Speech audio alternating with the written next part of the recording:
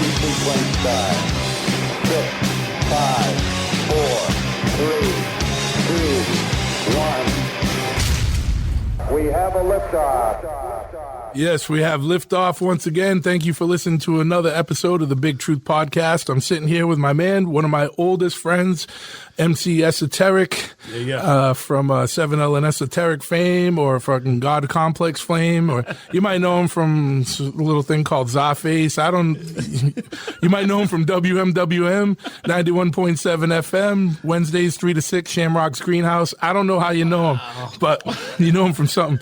Wait, before we get into anything, what was let's together piece the lineup of Salem State College radio in, what was it, 95, 96? No, closer to 92, 93, 93, 94, 95. So that's right, somewhere 93, 95, I think it was the sweet spot for our relationship. Yeah.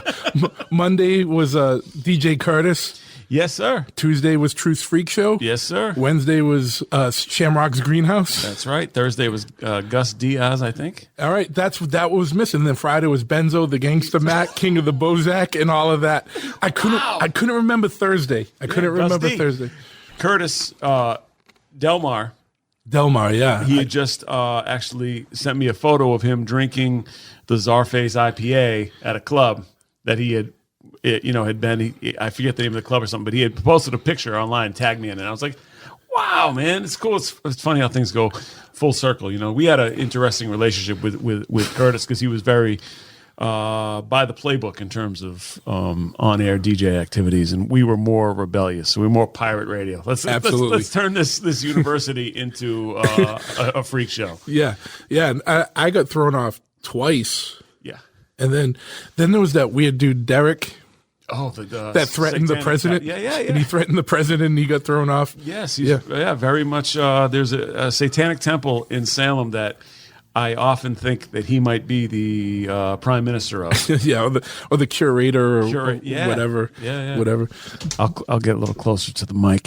Yeah. We could probably do 2 or 3 hours on our experiences at Salem State and get him banned from playing certain records on the radio or suspended for a few weeks. Yeah. But, you're saying that in your best radio voice, I think. I've changed my voice since we talked. We just did the best podcast ever, but there was no mics on, and now we're here, and I'm kind of toning it back. But I did play some DOS Effects records back then that got me suspended for a while. The one thing that I remember that always makes me laugh from that is that, a lot of times you hung out on my show. I hung out on your show. And then there was one time you had to take a bathroom break and you were gone for like 10 minutes. And I put on a Culture Club record in the middle of your set. Yes. Comma Chameleon. You came back and I remember you looked at me, you're like, you're not really playing that, are you? And I was like, oh yeah. And you got so pissed off. Well, yeah, because I think back then, what you were playing kind of defined you as a person. And I was, very hardcore Gangstar, Boogie Down Productions, Ultramagnetic MCs, and then if you're going to play Boy George, it's going to kind of mess up my whole aesthetic. Yeah, fucking relax, dude. Everyone knows you. You don't gotta establish credibility anymore. Take it easy, buddy. I need my guard up, man. That's kind of what keeps me fueled, man. No, I know, but we did for everyone that don't know, me and Seamus have been friends since 92 or 93. Yeah. But before we even get into anything serious, I do want to say, and it's a long time coming, I definitely want to say, dude, I'm actually literally fucking proud of you. Like, we've been friends for a long time. Like I said, 92, we've been through a lot of shit together. We were roommates for a lot of years. And I saw your career like come from, when we were just fucking idiots at Salem State, young kids, to now. And you stuck with it. And everybody that doesn't understand that longevity is part of the key to success. Like, you stuck with it through thick and thin, when times were thin, when times were good. And you didn't give up, and now you're surviving just on your music, which was always your dream, which I remember from when we were kids. So fucking kudos and congratulations, dude. And for whatever it's worth, I'm proud of you for doing that and sticking with it. And I've always meant to tell you that, but better to tell you now. I appreciate that, man. Thank you. That was hearing that from you was worth the drive out to Chopperhead Studios on its own. And by Chopperhood Studios, he means we're sitting at the counter of Chopperhead Custom Cycles. It's the only way to do it, man. On a Sunday afternoon. Yes, sir. And the first day of daylight savings time. Yep. So actually, it's a lot brighter out than it normally would be at this point. It is, yeah. I'm sure you're going to bring the darkness, though. So no, dude. But I appreciate it, man. You know, and you know, it shouldn't go without mentioning that. You know, you really provided a lot of the inspiration, a lot of the springboard, the platform, everything from the beginning to. I can't believe I'm telling him this. I'm giving him these props right now, and he's checking his fucking phone. No. You know what? You know what? Fuck that. So I started rapping like 3 or 4 years ago. It just became this sensation. It had nothing to do with him. Internet sensation. No, I wasn't checking my phone. I was actually making sure that the sound was off, so it didn't ring one here. Gotcha. But yeah, I mean, honestly, you and RLA were some of the first guys I ever heard that rapping recorded material that I could actually see in the flesh and have a conversation with. And it was so inspiring, man. And, you know, you really took those steps and showed me what DIY really meant, you know, and it was very, and here we are, man, you know? Yeah. And we're both here and we're still here doing this shit 92. Yeah. I've never, math has not been a strong point. So 92 to 2002. To 2012 to 30 years, yeah 30 years later, and we're still here doing what we do, and you know, and there's been a lot of fun along the way, and now even with the stuff you guys are doing, basically your own label, and that's fucking awesome, and so many people. I was talking to Slane about this off the mic, like, you know, I know he does stuff with a lot of different labels, including Brick, so I'm not stepping on my own foot, but like, you know, I was like, dude, like, in this day and age, like, you can just keep releasing shit. You don't have to do everything through a label anymore. You can do stuff on your own and you can get it out. Like, literally this podcast, 10 minutes after we're done recording, we can get it out to the entire world. Yeah. Like, you can do that with a song.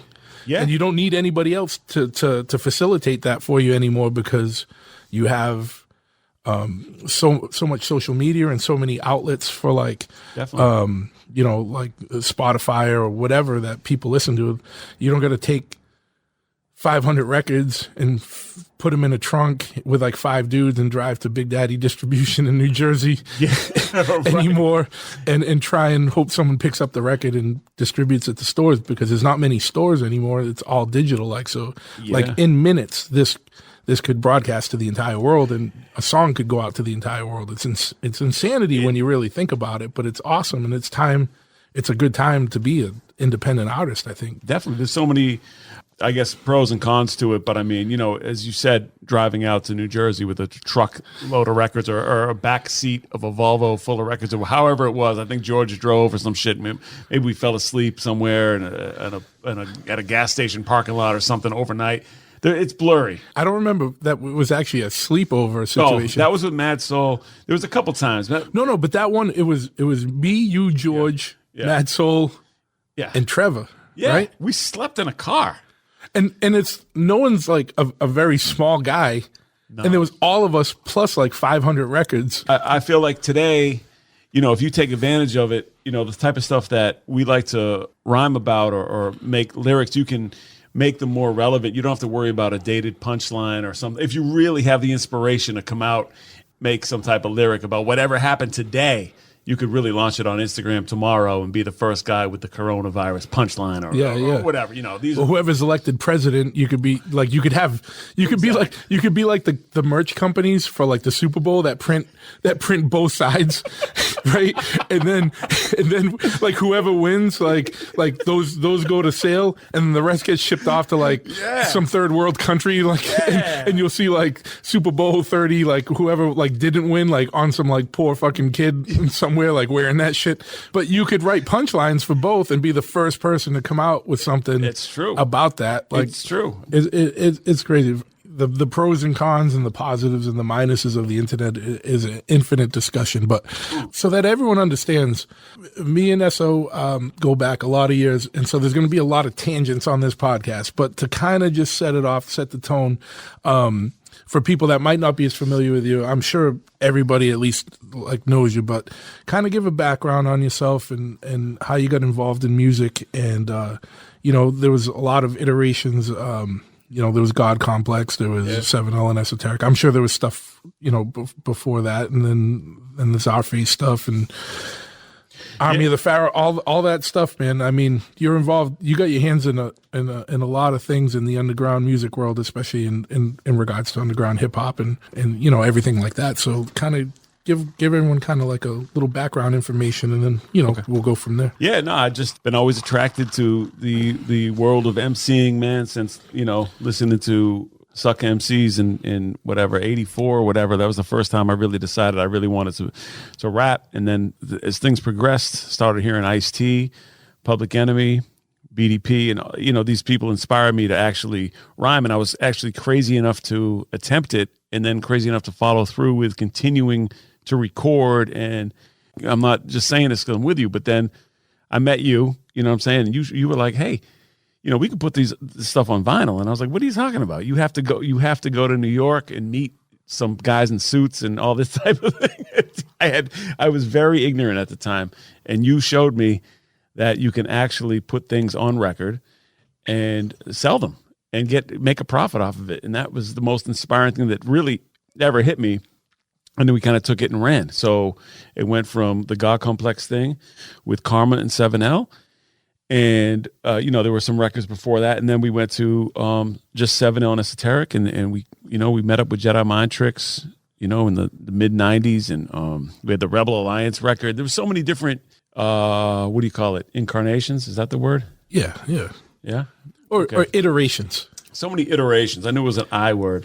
And eventually, after so many years of fighting the fight, we started the Czarface stuff with Deck from Wu-Tang, and that just really kind of took on a life of its own through, I think, just a chemistry with us and a shared love for the hip-hop that we grew up on and comic books and pop culture, and it just has been very rewarding in a lot of different levels. Sure, man. And I mean, like, what was cool is that when we were coming up, like, a lot of stuff that people don't understand is that, like, there wasn't the level of, like, underground music that there is now. And, I took a lot of stuff from, like, the punk rock scene. Like, my old hardcore band had records out, and then I was like, I started that label Brick, and the first release was actually a hardcore 7-inch, and then it was like, no, we can just put you guys out or do whatever. Like, you were my friend from school. Like, yeah, put my boy out. Like, whatever. And then it just kind of took off from there. Like, but at that same time, that same kind of sentiment was brewing in different cities and all over the place. Yeah. And definitely New York and California, and every place had their own little thing going, and it just kind of took off. And it's still, the funny thing is, all the stuff that was mainstream then you don't really hear from now, but all these independent artists that were putting in the work back then, they're still around. Like Jedi Mind Tricks still around. Vinny's still putting out Jedi records and solo records, and even dudes like Apathy. We met a little bit later, but not that much later. Right. He's still around doing stuff. Like all the guys that we kind of grew up with are even Mark Trademark. Yeah, he's doing like, he's got his new record out. I see it on Instagram every day with a new funny ad for it. Like, everybody is still around doing stuff. So like, in some ways, like, not getting commercial success back then was almost a blessing in a way, maybe, because I don't know why, but like, people that were doing stuff on a commercial level back then, you don't really hear from or see from too much. If they're still alive, that is. But, everybody on the underground is still here. I feel in both scenes, too. Like, even in the hardcore scene, like, dudes back then, they're still here now.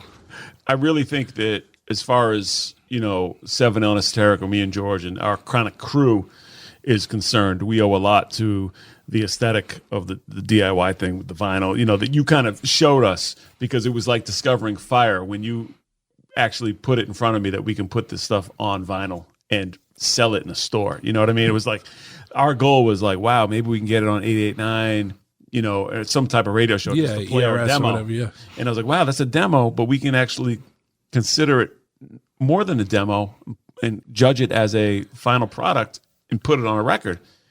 You have to find your audience. And, there's a big audience for the stuff that we're doing. Well, you know. Why was that conversation off mic so much better? There's a big audience for what we're doing. Yeah, and, man. Shake the Tito's for that. This whole podcast, by the way, this is our first read. This is my first podcast ever, I think, and I just want to say that this is brought to you. Don't say read. I am in no way, shape, or form sponsored by anybody. Okay. We are both mutual fans. Like, what I will say is that as me and Seamus grew up, we were both very much vodka guys. Yeah. And we graduated from Grey Goose to Tito's some years ago. For sure. And this whole podcast is being fueled by Tito's, though not monetarily sponsored by Tito's. No. And we've had a few of them before we even started this. So, as we go, this will get progressively more interesting, and you can thank Tito's for that. Yes, sir. I thank Tito's for pretty much a lot of this creative flow here. It is the vodka for dogs. We're both avid dog lovers, and Truth lured me here by telling me he was going to bring his dogs here, and there's not a fucking dog in sight, but there's about 1,300 choppers in the back, all types of chrome, sissy bars, and helmets, and Kevlar flannels, Kevlar gloves. Yeah, man. There's not a stay German protected. Shepherd. There's not, when we lived together for a while, he had a bulldog named Otto. Yeah. Rest in peace. Rest in peace, Otto. Yes, Rest sir. in peace, Logan. Let's have a drink for the dogs that ain't around, because sometimes they're always part of family, and sometimes they're more important than even blood relatives. Mm-hmm. Yes, sir. All right, I'm crying. Yeah, no, I know. I know it's a little soon for you, man. Like compared to Otto. Otto's old school. Yes, he was the bulldog with the big bum leg. Yeah. He had that weird leg, and I got him from a rescue. Yeah. He was fucking awesome. And bringing him and 40 repped at the Bellflower Mansion. He did? And she came with me. She did. Fucking asshole. Fucking asshole. 40 is an ambiguous name. You could be. No. I know a lot of girls named 40. Yeah. No, 100%, like, in your defense, like, when you see a bulldog, you never think female. No, you don't. You don't. And it's true. It's true. I get it. Yeah. So 40 was at the Bellflower Mansion in Dorchester. Yep. She came with me to Providence. Yep. And she came with me to when I lived in Dartmouth. Yep. And that she passed, like, in Dartmouth. But the best, always, she was my best dog ever. Yeah. And literally even died the best death. Like, she waited till everybody was home. And then it was like 10 at night. And Grim was there, my shepherd. Yeah. Everybody was there around her, and that's when she went. Right. This shit's tough. Let's fucking go on to some other shit. We had so many laughs earlier. We had so many laughs. Now, like, hit the record button. It's all heavy. Oh man. Yeah. Remember we said we're gonna have a bunch of fucking. We're gonna go off, and then we're gonna bring it back in. So you started. I want to show you some pictures of Logan. Yeah. So he's a fucking asshole. There was, I watched the movie last night, Spencer Confidential, Mark Wahlberg movie, and there was a moment about 45 seconds with this dog named Pearl in it, and Pearl was his dog, and it just crushed me. What, dude? We didn't talk about this earlier. Literally, I watched the same movie fucking last night. Fucking talk about synchronicitous or whatever the word is.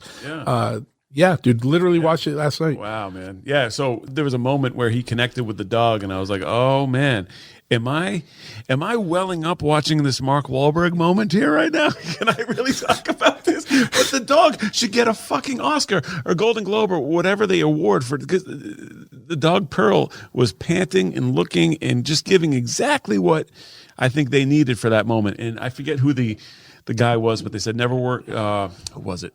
The rule is never work with children or dogs. Dogs, yeah. No, I heard that same thing, yeah. But that dog delivered, and back to the hip-hop shit, man. Oh, no, actually, let's take it back. For everyone that doesn't know, Bellflower Mansion was an institution in the Boston scene from, I couldn't even tell you the years or whatever, but me and Seamus lived together it was on the Dorchester South Boston line, basically, and our neighbor...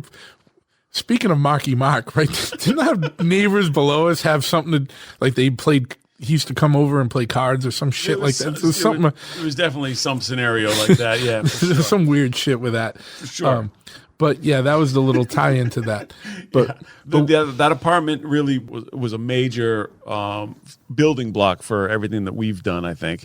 And with Braun and Matt Saluka and Dan Michoni. Can I put government names on this as far as roommates? Who cares? Yeah, I mean, who cares? Dan Michoni. It's actually better that you put his government name out because you know he's gonna freak out so much harder that you put his full name out. You might as well have just given his social security over the air because now he's going down a fucking wormhole that he's not gonna come back for like 2 or 3 years. You want to talk about conspiracy theorists? He is the Dr. J, the Dr. J of conspiracy theories. And I think anyone that follows this podcast or follows truth in general knows that there's not a lot of people that are more skeptical than him. But Dan Michoni gives him a run for his money. Dan Michoni makes me feel like so mainstream.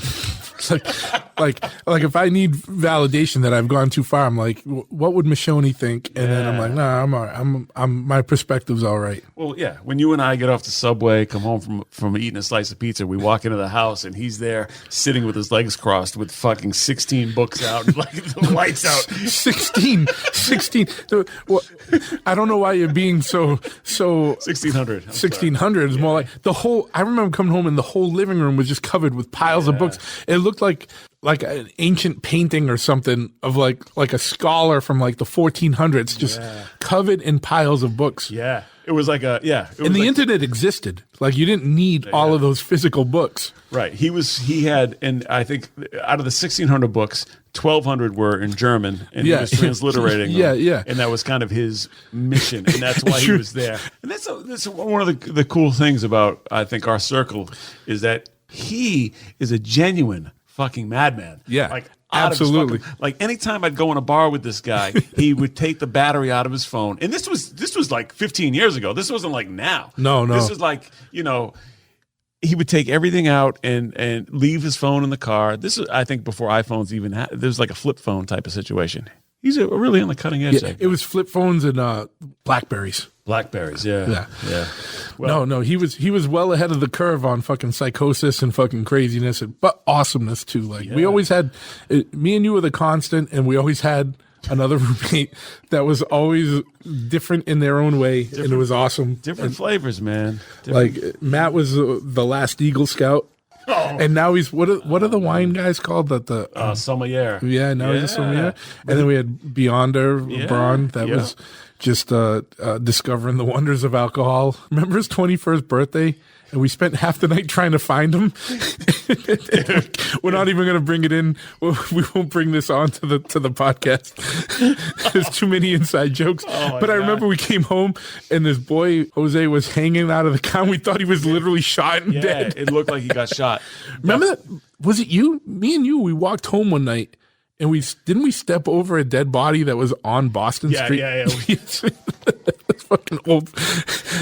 And this was before phones, so we couldn't call anyone. And we were just like, all right, well, we got to deal with this to get home. There are certain things that people remember, like George remembers the fact when we were at BC Radio, there was a time when Onyx came in. Onyx came into the radio station. Matt Soul was DJing. Me and 7-0 were there just kind of as co-hosts. And Onyx came in. And then Fred Rose Starr came up to me, pulled on my polo sweater, and was like, yo, that shit's tough. I don't remember it at all.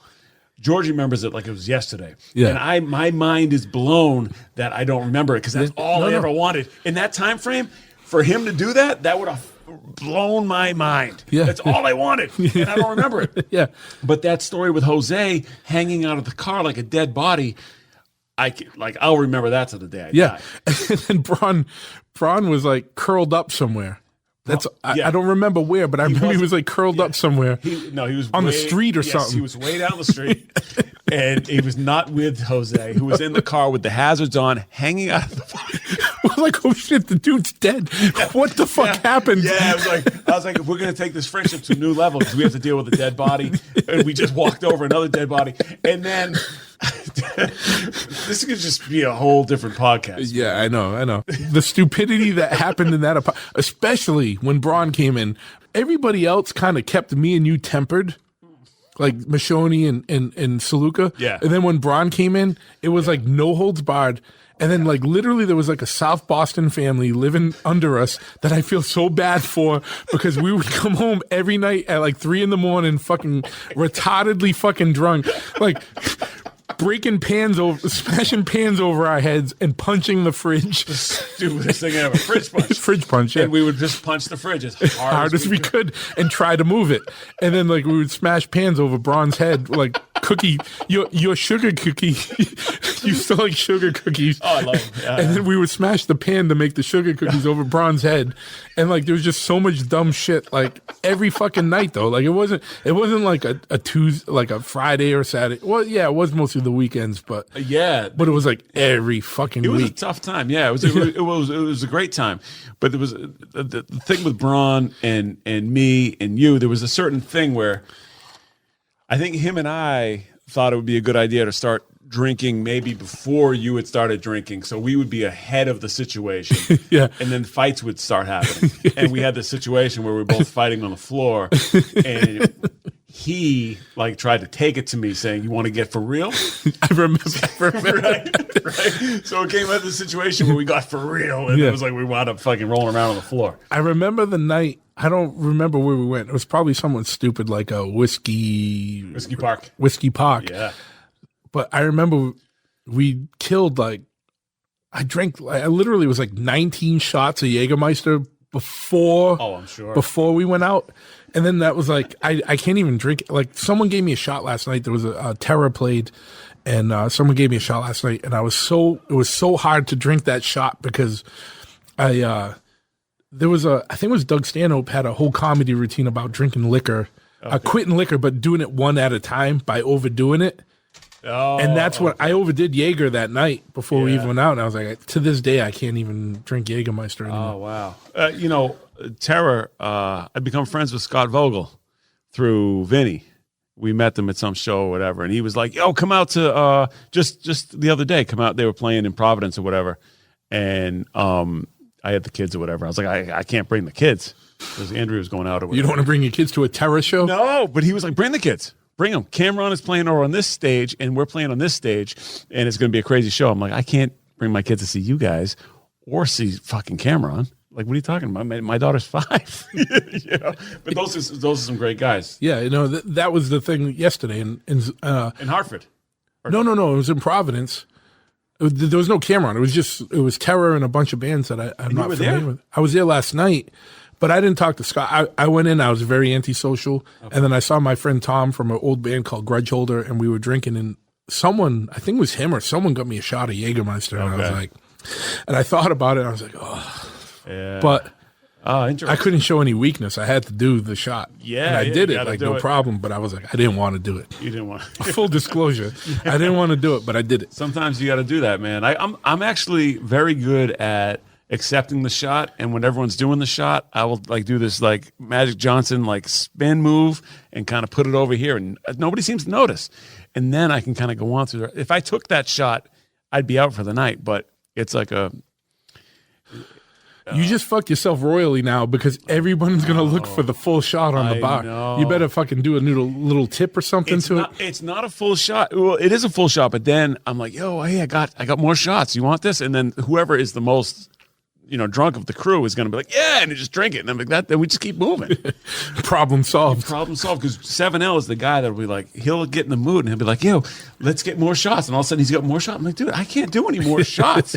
And he knows that once I get to a point, I will just hop in an Uber and get out of here because I know my limits. And I've found myself in situations where it's like, luckily I've been able to kind of. See, I haven't been on the road with you guys in a long time. Yeah. So I feel like I need to go out. Because we need to reassess where everything's at. Because you're not the guy that came out modeling your Boston Music Award outfits. With the leather pants? The leather pants and the handkerchief and the bandana. Wait, well, where's the bandana? I didn't wear a bandana. I'm around the neck, man. Yeah, I'm not even gonna go like. Yeah, it was like a skinny Big Gay Al. from South Park. Yeah, no, yeah. There was a time where I was pushing the limits as far as clothing. I felt I had this confidence about me where I was like, you know what, I'm going to go this way. Everyone else can go that way. But you know what? It led to Burberry, which basically led to the cover of Dangerous Connection. Yeah, and that's that was a pretty serious record for you guys. Yeah, that was a big record for us, and we shot that cover. My man Lou Holiday shot the photo. It was right in Dorchester, across from KFC. And speaking of that, KFC is one of my funniest memories. I think it was with you.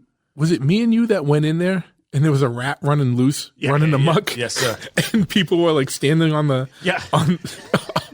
they were standing on the tables. Yeah. Yes. Freaking out. Yeah. And then we just kind of turned around and walked out. But the best, I'm not going to get into it, but it was just like the whole situation was fucking hysterical. Like there's people freaking out about a rat running around, standing on the tables of a KFC. The whole fucking, dude, I can't even get into it. I was still ready to get my like 3-piece drumstick, 2 thighs, and some mashed potatoes. I was like, hey, you know what? Let the rat run around. I mean, I'm not eating the rat. The rat is just kind of doing its thing. I talked about this the other day. I don't know why I got squeamish about it, because when we were kids, we'd go to the shows at the Rat, like hardcore shows at the Rat, and literally right next door was Captain Nemo's Pizza. Oh yeah, and there was one time me and Ryan, you remember Ryan, my old friend Ryan, and we were sitting in Captain Nemo's, and a fucking sewer rat, like the king of all sewer rats, came out. Okay. And walked into the middle of like the dining area, like what you would call the dining area of a pizza shop in the Boston in the late 80s, early 90s. That was a downstairs, like it was on the same level as Ryan Family Amusements. And a big fucking sewer rat came out into the middle of the dining area. And I just remember we just looked at it and we were like, and just kept eating pizza, and it didn't blink an eye. Yeah. But then later, I don't know why, I was like, you were all right, and I was like, let's fucking get out of here with the KFC fucking situation. Well, yeah, there was I don't know if you want this on the show, but there was a period where we had a dead mouse in our apartment for days.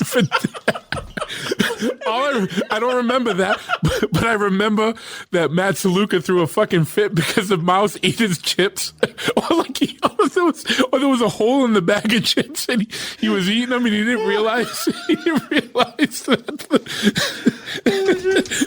that. Yeah, man. Matt was the most.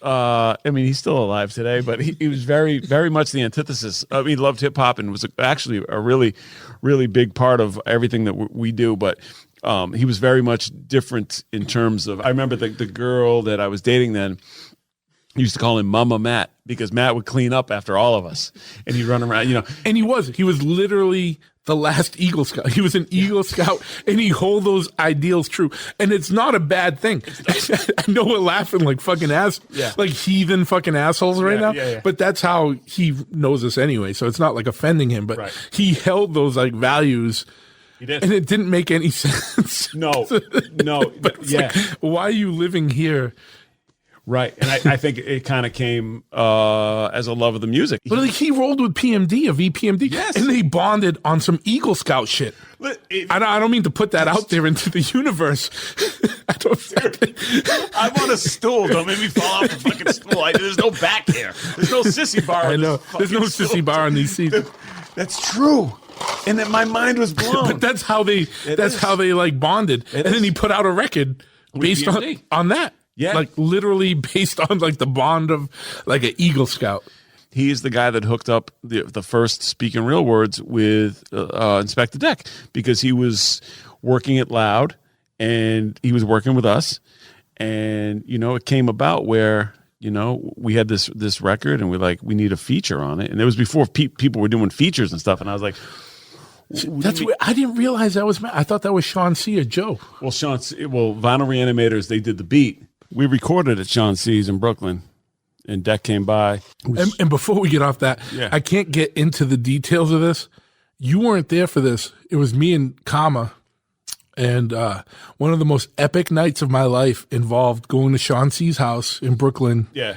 And then he lived above like the Indian bodega. Yeah. And we went out with him. No, it's Pakistani dudes. Okay. And they brought us out into New York, but like an illegal Pakistani version of New York that like through Queens and through like crazy shit that I can't really get into on the air, but it was one of the most epic nights of my life. Yeah, and I wasn't there. I was there, but I did not. You didn't come with us. Yeah. I don't know where you were, but I remember you were there, but you weren't out with us for the main event, I guess. I think I did one of the take the safe route type of thing.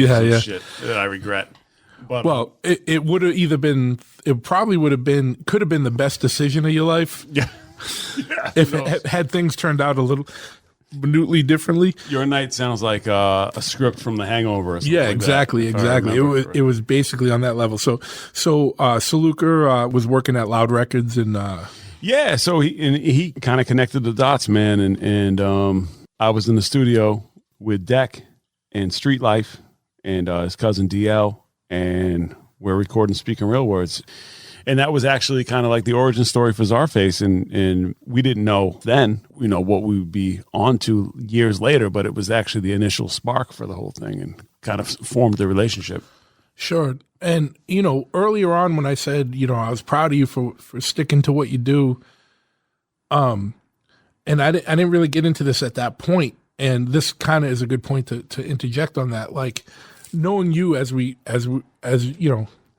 we grew up, because even though we were in our teens and early 20s, we were still growing up. Like, you were always into, like, the comic shit and Star Wars shit and whatever. Shit that was not popular in fucking hip-hop or any music genre at that time. But you stuck fucking with it, and it saw full circle. Because I don't care who the fuck you are. Like, if you grew up in the 70s when you were a kid, you probably read comic books. Definitely. And it came full circle. And that...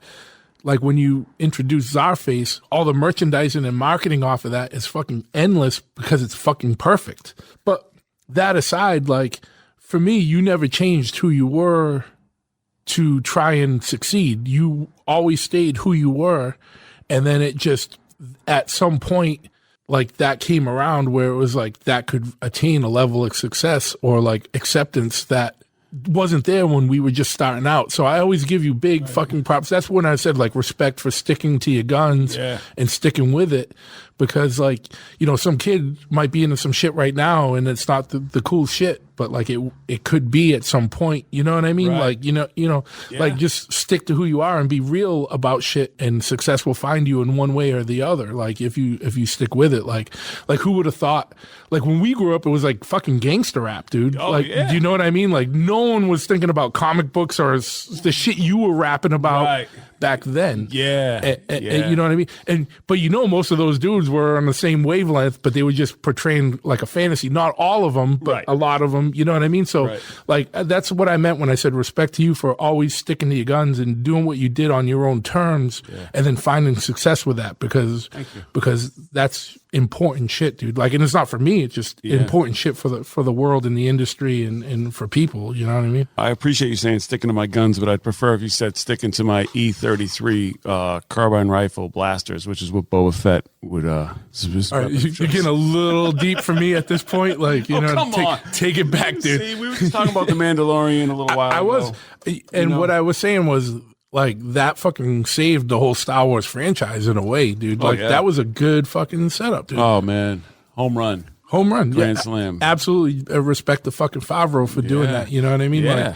Like, and wrestling out of George Lucas's fucking hands and doing right by it, because George Lucas would have fucked it up at this point. We can't really, as I say, like back in the day, I think you and I kind of formed a friendship based on probably our personalities, sense of humor and stuff. But I mean, it was also, we had a lot of musical similarities that we could fall back on. But I mean, I think could always fall back on things like our past IG-88, Boba Fett. Like, how many people know who that is? How many people voluntarily, now they're cultural icons, but back then it was kind of like, these are like just very obscure guys from the Empire Strikes Back. Sure, but if you were a kid of the 70s and you had a little bit of fucking nut, like you were cool with the bounty hunters and you wish that shit would have got developed. Definitely. I don't care who you are. That's what I mean. Yeah, definitely. Absolutely. And that's why we always were like, well, we were cool. Just, we were on the radio. We were doing similar shit. Yeah.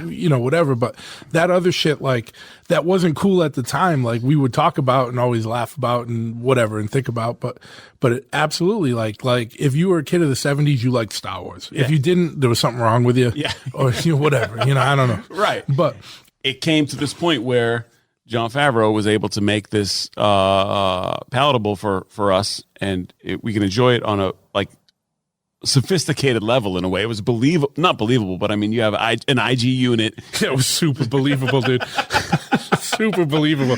I thought it was a documentary. I didn't even know I was watching a fictional work of fiction when I was watching it. It was just it was this thing that we could enjoy that was not really.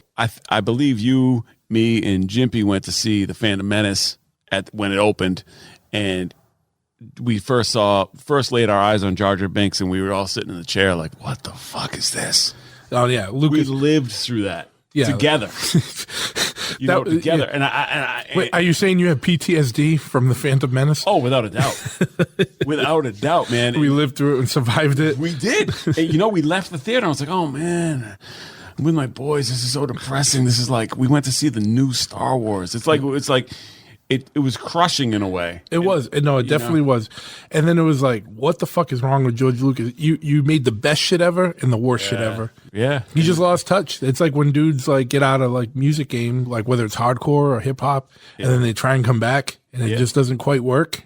Over the years now, that came out in the mid 90s, late 90s, 97 or something like that. My son got into those prequels. He likes them. He really enjoys them. He thinks Jar Jar Binks is cool and things like that. So I've developed a soft spot for it. So I have to entertain pod racing. Because it was either develop a soft spot for that or develop a weird wall between you and your son. Yeah, exactly. I was all right. So as a good father, you developed a soft spot, and that's the takeaway from this whole podcast episode. Yeah, exactly. That's the thing. I felt myself becoming this dad when my son has his friends over immediately, and he has them over a lot. My guard goes up immediately, like, don't touch this, don't touch that, don't touch this. And how many kids can resist touching an action figure still in its still in the thing?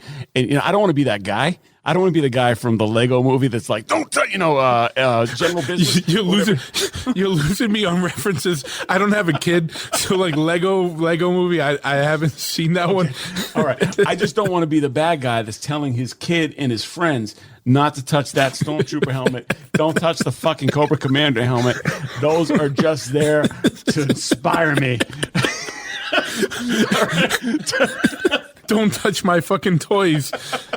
Yeah. You're telling kids not to touch your toys. That's what it comes down to. But I recognize that. The truth is that I had a real conflict with that, because in the basement I have all these comic books that I consider valuable to me. Some are valuable to everyone, but I mean, a lot of them are valuable to me.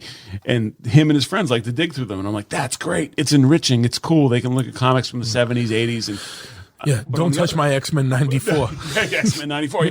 Wow, man. See, that's good. I have that. Oh, you do? I do. Oh, wow. My father's house is a treasure trove of the 70s. Okay. Everything was in his attic. Yeah. And I literally got to get over there because he took everything out of his attic. And he's like, yeah, I got all your records and all your stuff. Yeah. I went over there and I got my old skateboard and my guitar. Okay. I still have to get the comics and the records. There's too many fucking records. Oh, I bet you have a lot of valuable records, man. Yeah. I know that there's a market for punk and hardcore records that aren't. And hip hop records. I got everything, dude. My first record, when I was a kid, 5 or so, 6 or something like that. The first 2 records I bought, and this will kind of explain a lot for me. The first 2 records I bought were Grandmaster Flash, New York, New York. Yeah. And Kiss, double platinum. Wow. Those were the first 2 records I bought. Wow. And then it just kind of all went from there. And then fast forward a few years when Run DMC did Rock Box and stuff, I was like, oh shit, there we go. And I mean, you were the first guy that I kind of knew personally that was able to speak both languages. You know what I mean? You could go into this realm and go into that realm. And you brought me into the hardcore realm, even though, I wasn't that familiar with a lot of stuff, but you had me performing in front of crowds that wanted to hear ITI and Madball or whatever. Yeah. Because didn't you do the ITI Madball show? Yeah. And I think that was it, was right? it Babyhead or? Yeah, it was Babyhead or something like that. And we're out there, talking about whatever we're rapping about. We were the only hip hop group on the bill. You know what I mean? So we'd get off the stage, and then a band would get up, and everyone would go crazy. Yeah, well, it was different, you know, like, and that was like we were talking about earlier, like in New York, like Sick of It All and KRS-One would like bridge gaps and stuff. It was all street music, and it was just different streets, you know what I mean? Yeah, but it was all street music, and so it made sense that it would go hand in hand. And dudes today, like you said, Scott Vogel, I know he's like a big hip hop guy, and he sings for one of the biggest hardcore bands that there are. Like, you know, it goes hand in hand, you know? Yeah, sure. And quite honestly, other than my friends that make music, I don't listen to too much new hip hop. I'm stuck in the late 80s. Yeah. Just it's a good place. What it is, yeah, you know what I mean? Yeah. Growing up as a kid, that's where I am. But I forgot where we were going. So you were talking about, well, we never even really got into like kind of your background and stuff. Like you started, and then we're gonna go off on a lot more tangents. But you know, so you started with God Complex, and then kind of trimmed it down to it was just 7L and Esoteric. You and George. Yeah, I mean, it wasn't really a full trim down. Because, it wasn't a trim down. It was just that people come and go, and then want to be involved to certain extents or not be involved to certain extents, or I like to look at it as, you know, it was me and Karma rhyming in God Complex, with 7L doing the production, and then with 7L and Esoteric, it was me doing the rhyming with 7L in production, and then Karma would do the graphics. Yeah, so that's what I mean. He got out and he wanted to get out of rhyming, and he got more into the graphic production, and then he fucking excelled beyond belief at that. Like, he's done so many iconic record covers. Yes, yeah, and he really found what he loved doing. I think he really loved rapping too,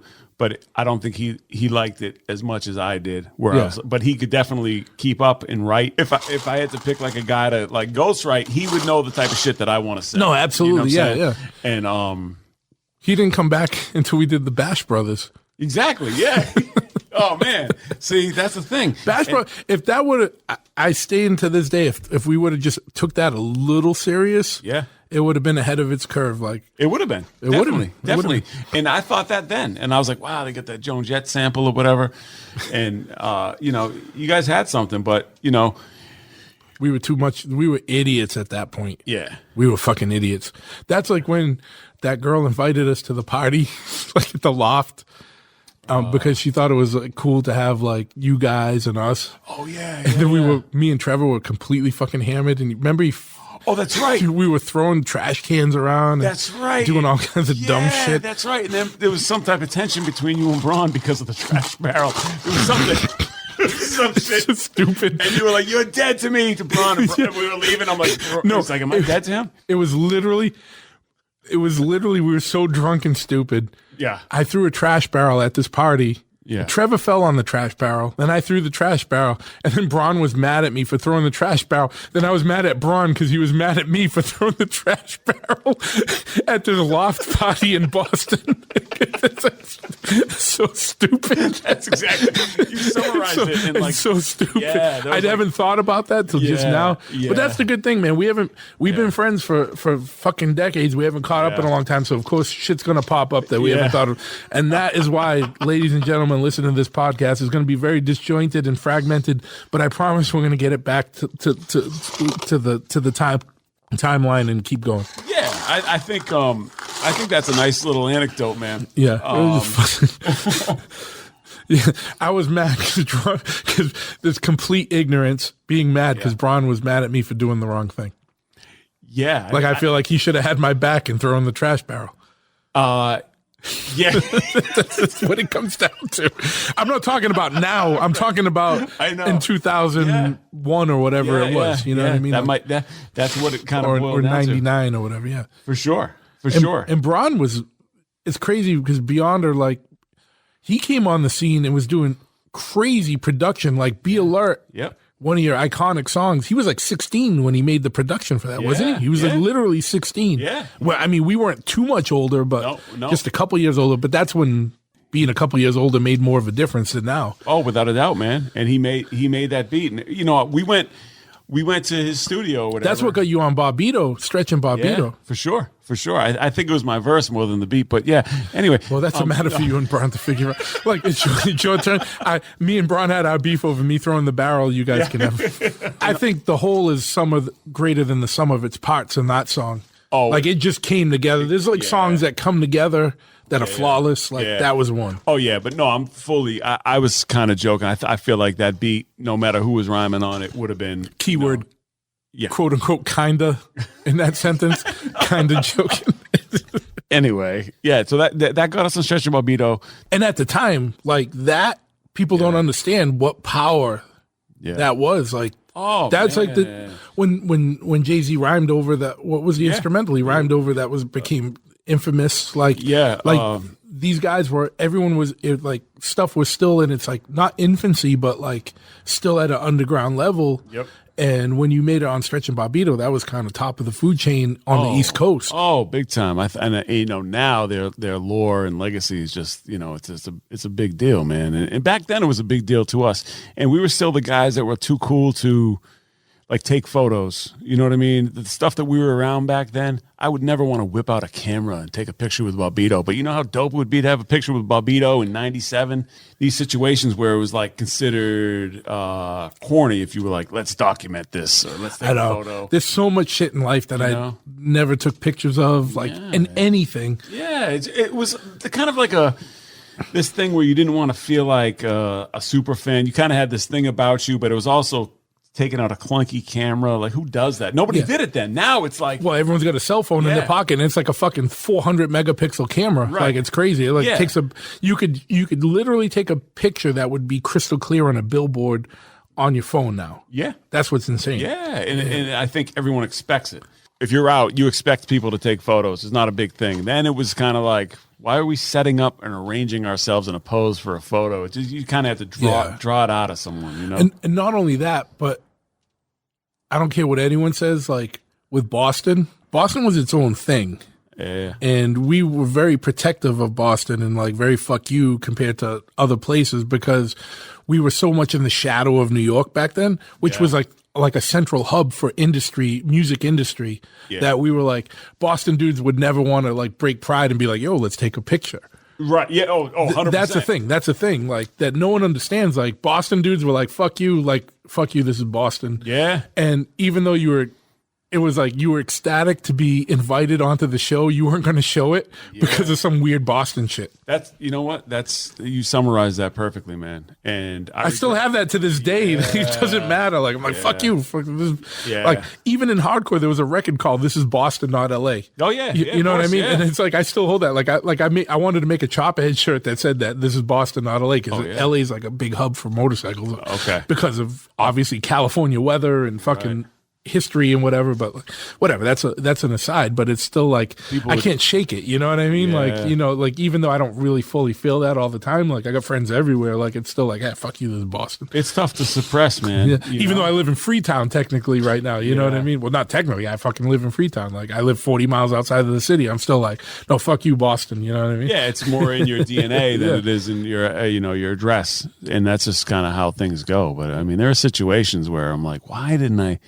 Because there are guys out there that I see pulling up photos from 87 to 97 that are just these iconic photos, man. Yeah. I'm like, wow. You're like, shit, why wasn't Ricky Powell in the studio on this day with his little fucking camera to take pictures, you know what I mean? Yeah, exactly. Because I don't want to be the guy like, hey, let's take a picture. But I'm the guy with it in the back of my mind. I'm like, hey, we got to document this. But where's my guy that's going to take the picture? Yeah. I don't want to take the picture. I want to be in the picture. Absolutely. You know what I'm saying? And if you have one of those little yellow disposable cameras, it becomes a deal. And I don't want to make it a deal. So it's like, you know what I'm saying? Yeah. And in your head, like, like ego-wise, it would be, you wouldn't even if you had the Kodak little disposable on you, you wouldn't want to be the guy that pulled it out. No. But you wanted it. But you didn't want to be the guy to pull it out. Dude, I was probably at Stretch and Bobbito with it in my pocket. I'm like, let me wait for the moment. Let's wait for the moment. It's not going to happen. Fuck that. I ain't fucking doing it. You should have, see, the thing is, and none of us were shills. We needed to bring a shill around back then just to be like, yo, at a certain point, you take pictures. Exactly. And we didn't do it. No. None of us did it. No, because there were, I feel like a lot of people have benefited from having teams that, everyone knows what their role is. You know what I mean? You have a guy that's a real dedicated photographer that wants to capture those moments, and you got a guy that's. We had dudes like that, like Lou. Yeah. But he just didn't come around a lot. He didn't come on the road. That was the thing. Like we didn't have a guy on the road with us a lot. Yeah.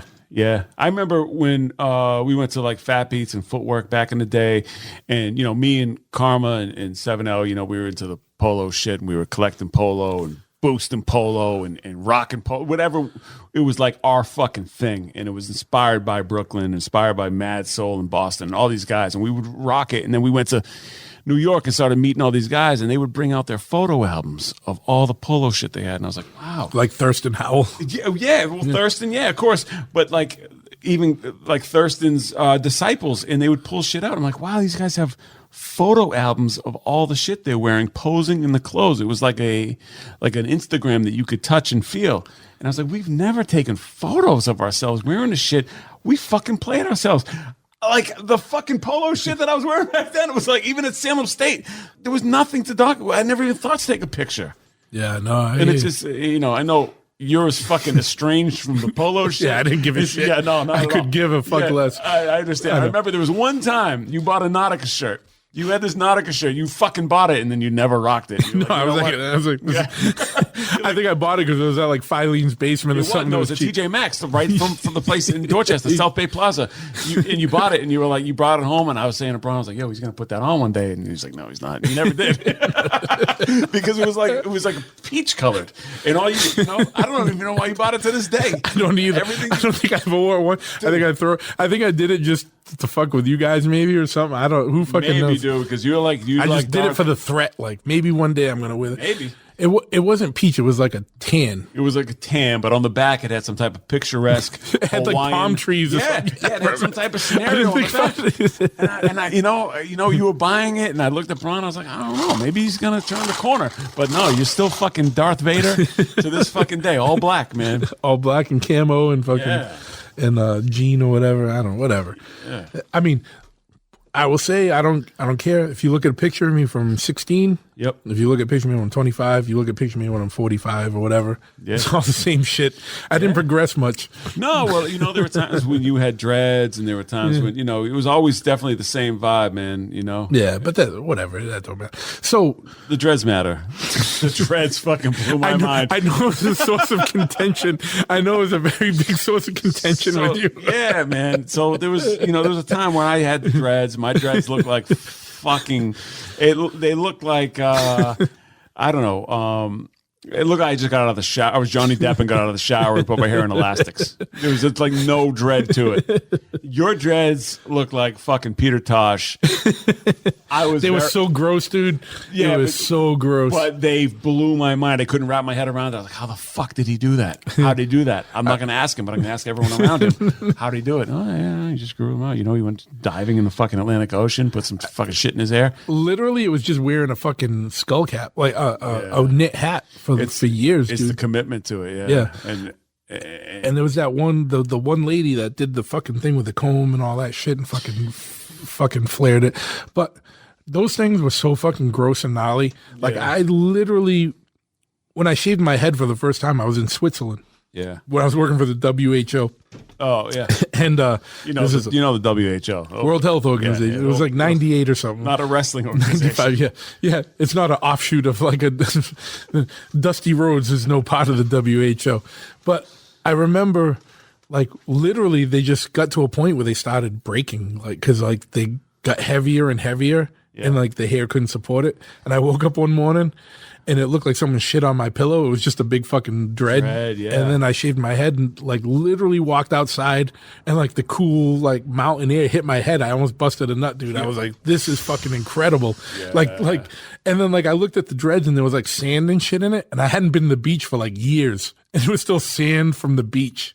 Oh. Even though I used to wash my head. Oh, I know you did. You know what I mean? Yeah. But it was still like, it was fucking gross. Yeah. But you had them very long. I mean, you were very committed to her for a long time. Yeah. Well, the thing is, like, they would grow into each other. Like, two would turn into one and stuff. It was but I remember weird. At Salem State, you had them like short, kind of like on some Das Effect shit. And I was like, oh, this fucking guy's the man. This fucking guy is dope. You had the Stussy fucking gas station jacket and the fucking dreads. I was like, I got to know that guy. And that's kind of where the whole thing started. Yeah. And then we ended up being on the radio together. Different days. But same station, same radio time, same slot, different day, Tuesday and Wednesdays. Yeah, man. Stussy. I think they came back. They're trying to come back. Yeah. No, they're back. They're killing it now. Are they? Yeah. Yeah. No, they're doing very well, man. They're doing great. Well, good. Hopefully they got some money to sponsor me and your podcast. Exactly. I like that. I like that idea. So 7L and Esoteric, how many 7L and Esoteric records are there? Like full lengths? You know what? If I'm being honest with you, I could think about it and give you a correct answer, but there's roughly, yeah. I three or four, maybe yeah. 5. Spread through the years. Spread through, yeah. There's a... On the intro to the podcast, that's you from Word Association. Oh, There's really? like a little big truth. Like it echoed out. That's you. Oh, man. So don't sue me for a second. No. Well, no, you can't sue me. It's on brick. Yeah, it's on brick. That's right. Yeah, see, you know what you're doing. I'll give you a new one, man. I'll give you a fresher one. Yeah, it sounded good. You'll have to make my outro then, because I have none. I just put a little explosion or something in. Yeah, me and 7L, we probably made 1, 2, 3. The Speaking Real Words EP, the Sole Purpose, and then Dangerous Connection, and then Dangerous Connection 2. Yeah. So those are the 4 records.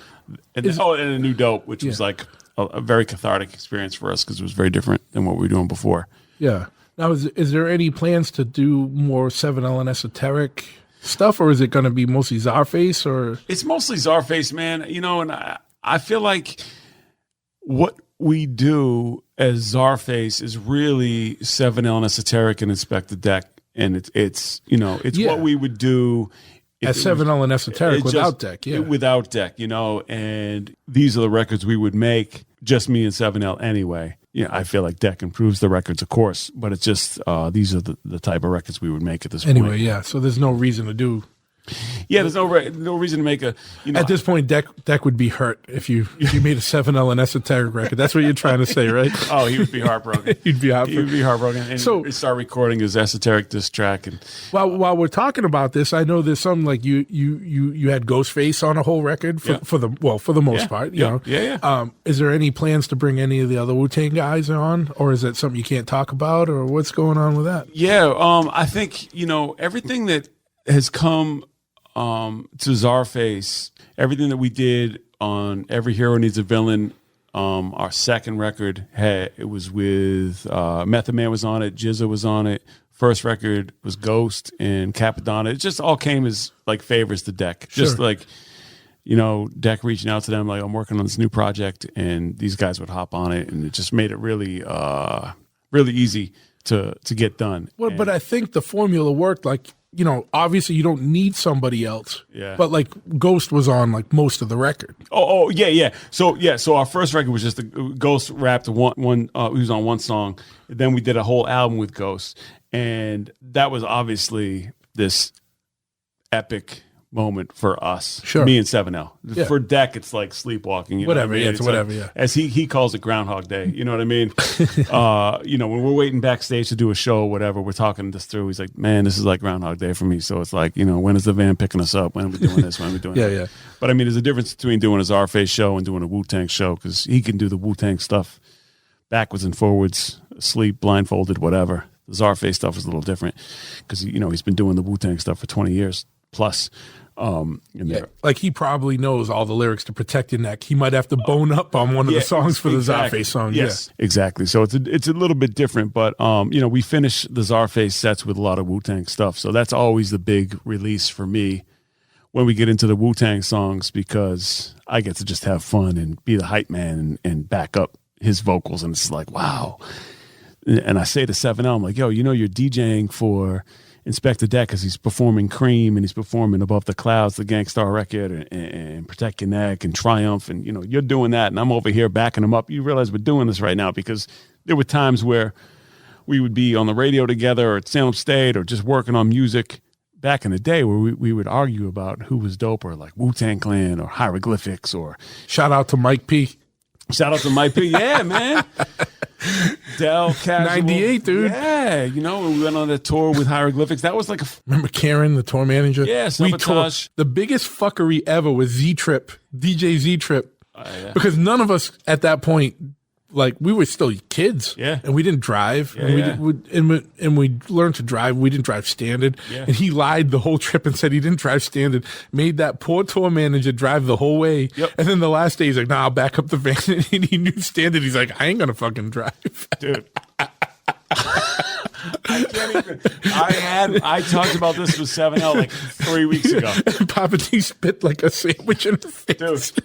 Oh my God. Nah, man. Listen, the thing with Z-Trip was the craziest shit ever. 'Cause it was a grueling tour. It was like a month and a half. It was. The last day of the tour. It was like to bring us all to a Wendy's or something crazy. Something stupid. He was like, yeah, I'll drive us over there right now. I'm like, what?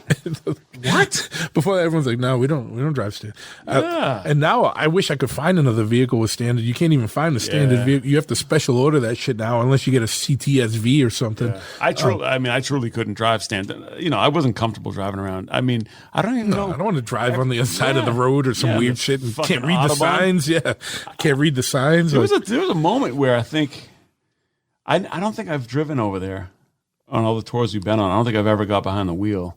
I mean, I would. Yeah. You know what?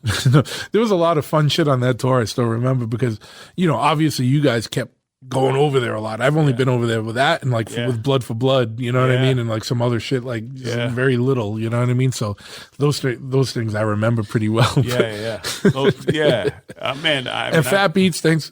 Fat Beats Amsterdam, Ryan Sikorsky, man. hooking us up out there. Yeah, they brought us out there. That was that was the year before I went out there and we did some shit, or I did some shit with Artifacts. Yeah, I was out there with you. Yeah, that's right. And that's then right. we went to the Dieval. There was a couple different clubs out there where there was a guy urinating on himself outside of the bar, and we had some type of 8mm camera. We were recording him doing that. That was like early. Oh shit. Yeah, we still have some of that. This is a mess. This fucking podcast. You know what? It doesn't matter because this is us catching up. And it is all over the place. We gave the disclaimer at the beginning that it was going to go all over the place, but we're going to bring it back. So yeah. So Czarface, Deck is obviously bringing in like Ghostface or whatever. But like, do you guys have plans for any more records where you're going to bring someone in that isn't on just the song, but is going to be part of the record, or is it shit you can't talk about or don't? Yeah, there's a lot of stuff that we have in the works dealing with the music, dealing with the character of Czarface, and there are things in motion that I can't talk about now, unfortunately, but it's good stuff, and it's stuff that people want to keep a lookout for. Yeah, definitely. Czarface.com is the place to go. Czarface. Take it easy, buddy. We're gonna give you a chance to give all your plugs. I thought you were like no, I wasn't in the wrap up. No, I wasn't in the wrap. No. Okay. Obviously, I'm just kidding. Czarface.com. Yeah, Czarface.com. If you're not at chopperhead.com, you can go to Czarface.com. Get some vinyl, some action figures. You know, we have a lot of stuff in the works in terms of the action figures, in terms of the vinyl, in terms of the comics, in terms of the animated series. We have a lot of things going that aren't dealing with the actual music. Music as far as releases go. Right. Now, that brings me into something that I wanted to ask you about, and I didn't even know about an animated series. So let's talk a little bit about that. Like, how did you end up getting connected to Marvel for one? And like, what have you been doing with them? Like, and I know from knowing you for years, and you know, we haven't hung out as much over the last, you know, couple of years because of just life. Yeah. Like, I always meant to talk to you about that. Like, what kind of a dream come true is that for you to like be like brought into Marvel Studios and fucking go over there and work with dudes, and not even going there as like a tourist or like going over there on like, oh, some dudes like invite you over, but like establishing some kind of working relationships with them. Like, how did that happen, and what do you got going on with Marvel? Marvel was looking for music to help promote the Black Panther comic that was written by Ta-Nehisi Coates, and that led to a variant cover for Thanos #1. He was posed like Czarface with the Czarface logo, but it was written as Thanos. There was a lot of different things that came together through Marvel, and it kind of culminated in me writing a story about Nightcrawler for the X-Men. And that came by way of an editor named Chris Robinson there, who gave me a chance to write for the X-Men in an issue that Chris Claremont had also written in. And it was just this crazy situation that was such an honor. It was the most nerve-wracking thing I experienced that year. But I got a check from Marvel, and I was like, holy shit, this shit says Marvel. And it was like, you didn't even cash it. Like, you were like, I just want to hold the check. I mean, I left it hanging around the house a little while. You know what I mean? I was like, hey, Andrea, look at that. You see that? Xavier, you see that shit? That says, you know. Yeah. But it's just got to, like, having known you forever, like that must have been like such a fucking high point, or like a point of like, dude, like, Oh, it was holy huge, shit. man. It was huge because I had to sign a bunch of like NDAs involving the discourse, involving the issue. And there was a point where I was sitting in Staples and running off these contracts from Marvel. I'm like, wow, this is really hitting. Should I put this on Instagram? No, I'm not going to. And then I, the whole point of an NDA Yeah, is exactly. to not talk about oh, shit. stupid, but I know. And here we are. But I mean, the thing is like, just even the letterhead from Marvel, it just meant so much to me. And I've maintained a relationship with these guys, and they put my son Xavier's art in Venom. There are a few different things that have, we've contributed to along the way that just kind of, I can't believe that we're part of. And that really was my Super Bowl in a way. Sure. So everything else is kind of gravy because I would never think I would ever write anything for Marvel Comics. Did you ever think that hip hop would get you to a point where you were writing shit for Marvel Comics? Absolutely. Given when we were starting, Yeah. and you were like one of the only dudes rapping about that type of Yeah. shit. Like no one gave a shit. Yeah. You know what I No. mean? Yeah, And it was like you carried that torch. It was Yeah. it must have been a point of not only like the inner child in you being stoked to be involved with these comics, but also like a point of there's two comics that are like the top dogs, Marvel and DC. You've always been kind of a Marvel guy. Yeah. Now you're fucking doing shit, collaborating with them, and music is what brought you there. So Yeah. It was, oh man, it was the most really, as I said, it was my Super Bowl and it happened, and there was several different things where we got to work Czarface into a Marvel thing, not the actual character, but the group. They interviewed us in the back of a Black Panther issue, Czarface, and, it was just a lot of things that I never thought would come to fruition. I mean, even just,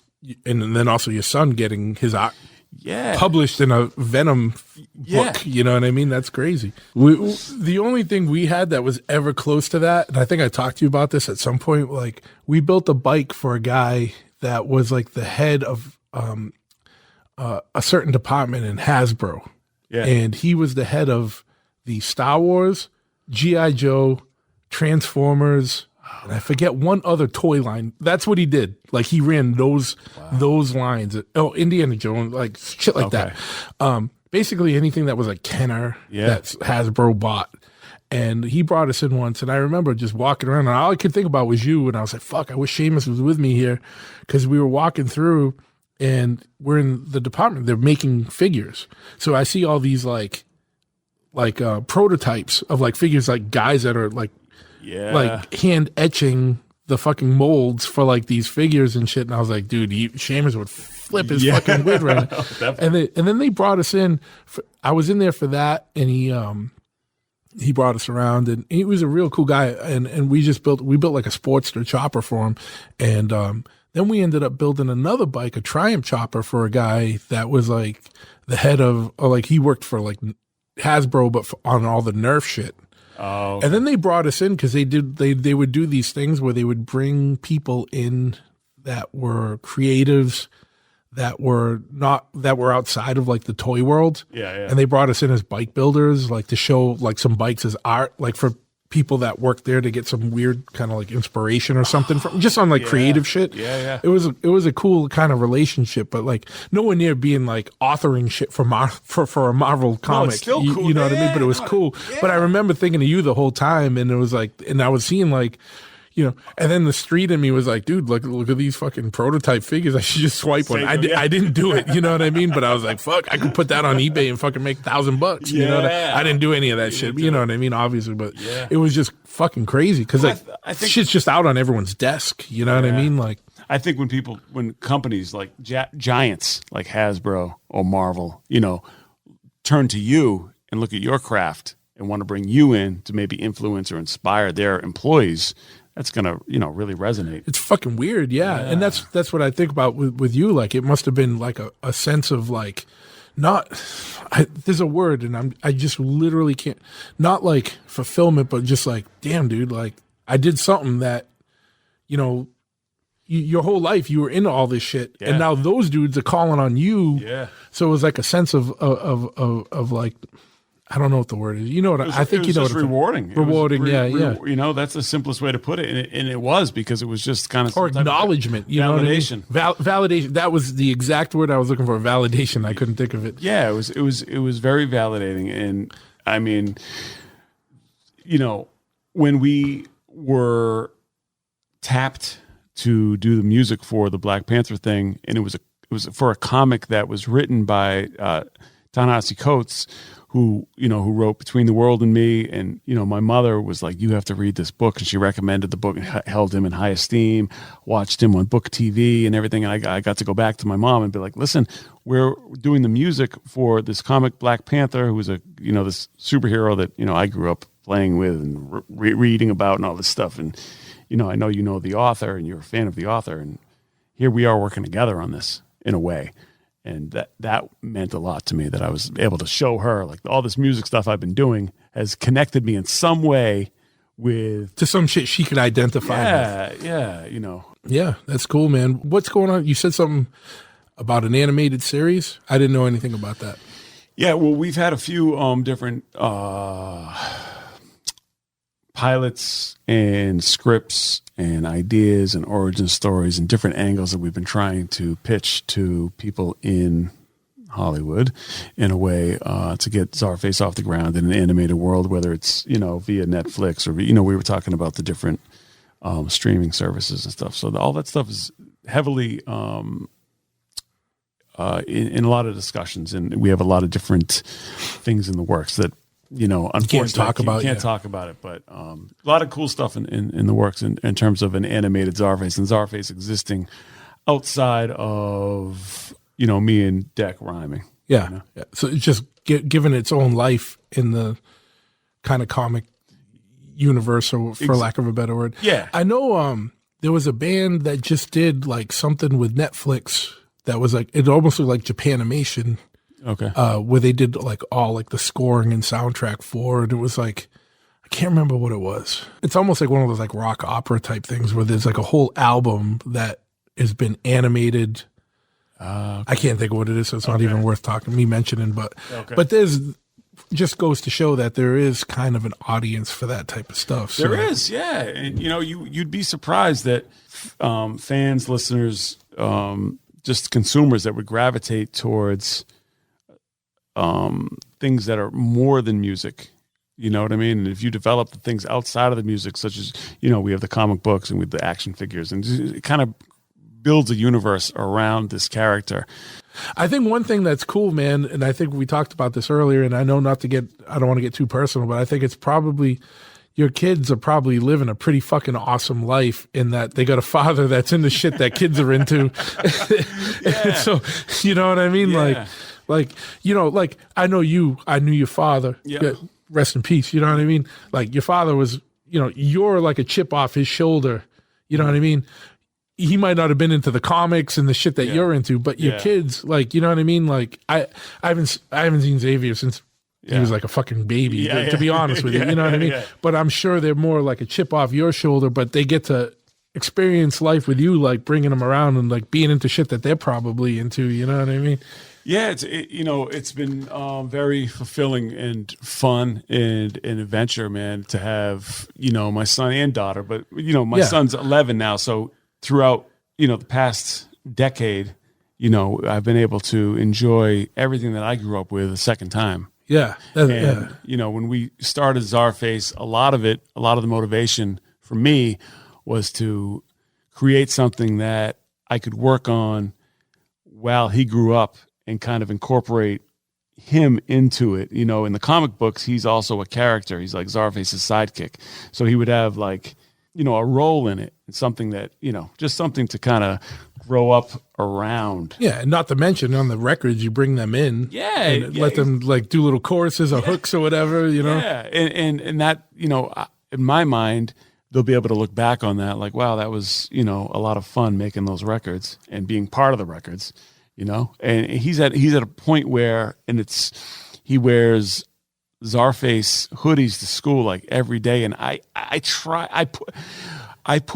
hide them and I stuff them in the back of his closet, and he goes around the Patriots things and goes around the Nike things and pulls out the Czarface thing and comes out of his room with it on. And it's like, it means tons to me, even though he doesn't listen to a lot of the songs because a lot of the songs have a lot of vulgar language or swears or whatever. He listens to the instrumentals and stuff, but he comes out with the hoodie on. He's so proud to wear it, and he'll wear a different one every day. And it's like, and then his buddies come over and they'll leave with Czarface stuff. So now his whole crew is wearing Czarface things at school. And if nothing else, that means, just the fact that he has this blind allegiance to Czarface without even really knowing what the full spectrum. It just it means a lot, man. And well, enjoy it now before he gets to his rebellious stage and was like, fuck you, and is like, listening to like trap music or some other whatever is going on by then. I know. He made his first meme the other day where it was like a picture of Baby Yoda with cutting the head off of Jango Fett and the Mandalorian holding some chicken nuggets, and like, I don't know, Baby Yoda was like, listen, if you don't bring me 20 nuggets, this is going to be you. And it's like the bloody Jango Fett head on the floor. I don't know, something that he just made on the computer by himself. I'm like, wow, he's getting into memes. This is strange world. Strange period, yeah. Yeah. But, the way that they've worked into it, despite, a lot of the foul language we use here and there, it's really worked out well, Yeah, that's awesome. Yeah, it's cool that you could evolve them. Yeah, bring them in the mix and stuff and let them feel involved, and they might not take it as personally when you have to go away for a week or two on tour and this and that. You know what I mean? Yeah. Now, what's going on? I know we talked a little bit about this earlier. Like, what's going on with all this comedic connections? I know I see Tom Segura pumping Czarface and fucking Bert Kreischer and stuff. How did that? I know you're a longtime fan of comedy. From you were the first dude to ever tell me about Bill Burr when we still lived on Bellflower Street in Dorchester. You go see him play small venues, like you know what I mean. So, like, how did this come about? What's going on with that? I think it just came from being around the same age as we are, being fans of hip hop, and just kind of somehow the social media and internet kind of connects all these people. And there's a guy that can connect us and Tom Segura, and you know what I mean? And they're like, wow. And they listen to the music like, oh, wow, I dig this, and it just blows my mind. So I'd be laying in bed with Andrea watching a Tom Segura special 2 years ago, right? And watching them, and I'm like, this guy's fucking hilarious. And then all of a sudden, I'm like, I'm writing a rhyme or whatever, and I say something, what up, Tom Segura, in the rap.